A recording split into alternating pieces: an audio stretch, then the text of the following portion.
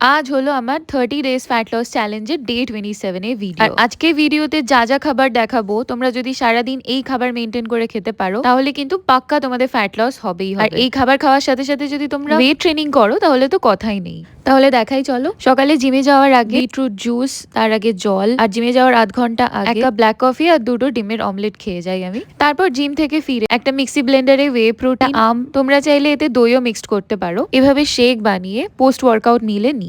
Casual নয়, একেবারে যারা সিরিয়াস ফ্যাট লসে আছো তাদের জন্য একটা খুব ভালো টিপস হলো তোমরা দিনে যে কটা মিল নেবে সব কটাতে প্রোটিন অ্যাড করার চেষ্টা করো। এই যে ऐसा हालत किसने किया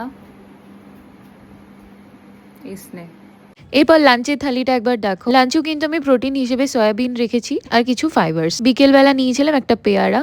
আচ্ছা, এবার বলি, তোমাদের যদি কোনো কিছু ডিটেল রেসিপি লাগে যেগুলো তোমরা ভিডিওতে দেখে বুঝতে পারছো না, আমায় জানিও, আমি রেসিপি দিয়ে দেবো। এরপর রাত্রে ডিনারে বানিয়েছিলাম সব রকমের সবজি দিয়ে, পনির আর মাশরুম দিয়ে একটা সর্টেড ভেজিটেবলস। রেসিপি লাগলে বলো, কালকে পোস্ট করবো। আর এর ওপর থেকে আমি কিছু হেলদি ফ্যাটস হিসেবে রোস্টেড বাদাম ইউজ করেছিলাম। এরকম হাই প্রোটিন যুক্ত রেসিপিস যদি তোমরা তোমাদের ডায়েটে অ্যাড করো, ফ্যাট লস থেকে কিন্তু তাহলে কেউ আটকাতে পারবে না। রাতে শোয়ার আগে এক কাপ গ্রিন টি দিয়ে শেষ করেছিলাম। So that was it for today. আর এরকম খাবারের রেসিপিস দেখতে আমার চ্যানেলটা ফলো করে রেখো।